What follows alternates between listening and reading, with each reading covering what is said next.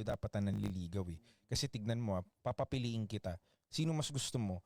Yung lalaking nanliligaw sa'yo kasi walang nanliligaw sa kanya eh. O yung lalaking maraming nanliligaw sa kanya? Sino mas gusto mong lalaki para sa'yo? Kung walang nanliligaw sa kanya at nililigawan ka niya, mataas kaya value niya? Kung maraming nanliligaw sa kanya at nililigawan mo siya, Maraming mas mataas ang value kasi ano mas gusto mo ngayon? mataas ang value. Oh. So anong sagot dun sa tanong mo kung bakit dapat manliligaw? Manliligaw ka na. Hindi.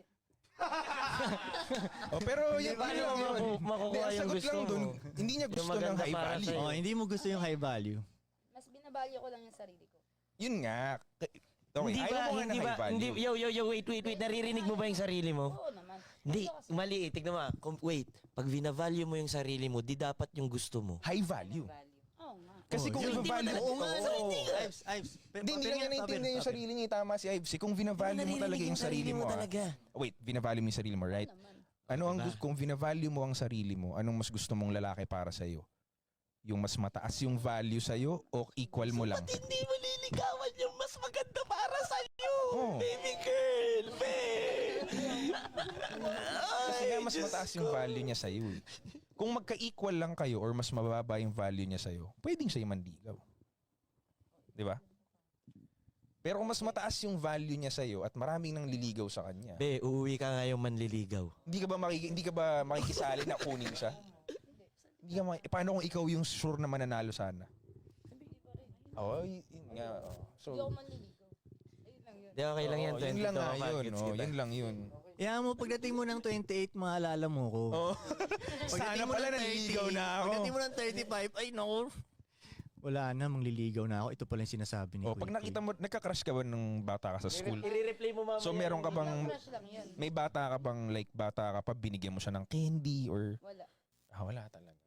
Or baka ngayon sa pride lang yan. Hindi, yun talaga yun. Oo, Yun pride talaga lang. yun. Kasi ako, aminado ako. Ako nanligaw sa partner ko.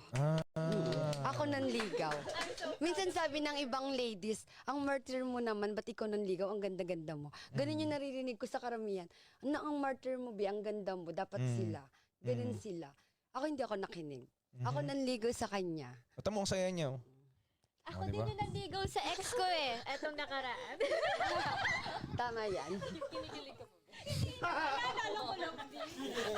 Naalala ko lang. Pride lang yan, B. Darating yung araw marirealize mo. Pero ikaw ba, bago mo niligawan yung partner mo ngayon, sa sarili mo rin, ganyan din tingin mo na, hindi ako manliligaw sa lalaki kahit Ay. kailan. Hindi ko siya naisip eh. Hindi mo siya naisip. Oo, hindi ko siya inisip na ganyan. Hindi.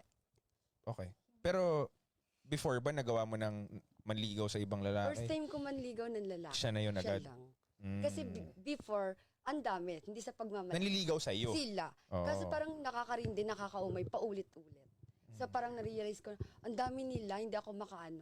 So dito na ako sa ano, yung alam ko ng gusto ko na, di ba? Exactly. At least hindi na, wala akong pagsisisiyan. Ako naman namili, di ba? So, Hindi yung ayan. nag-aantay ka lang sa kung anong Oo. available. Kasi dati ang dami.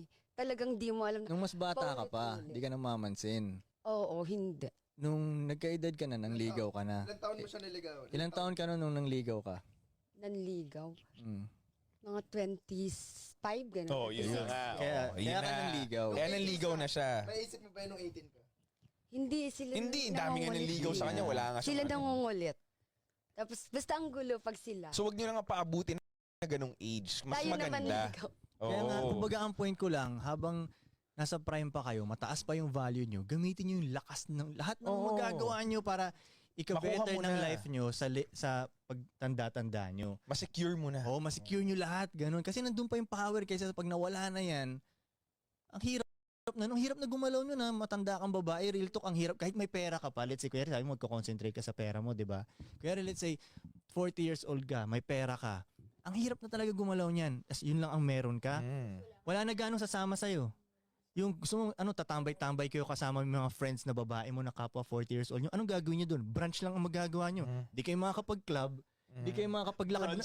Branch lang magagawa nyo nun. Di ba? Minsan nga mali pa yung advice ng mga kaparehas naming babae. Lalo halimbawa pag broken ka, ganito gawin mo, hayaan mo na lang yan, party tayo. Parang wala, useless yung advice ng Pero mga pag kanyari, kaparehang mga ganong babae. edad na kayo, 35 pataas to 40, hindi na kayo makakapag-party nun. Ang weird na tignan nun. Right. Hindi na rin kayo pwedeng makipag-sex ng ganun dun. Ang weird na rin tignan nun. Oo. Nag-guess mo, at mahihirapan din kayo nun. Dahil una, ang hirap, mangliligaw na nga rin talaga kayo pag nasa ganong edad kayo eh. Saka more than dun talaga, sa need. 35 pataas, Guys, parang mafia.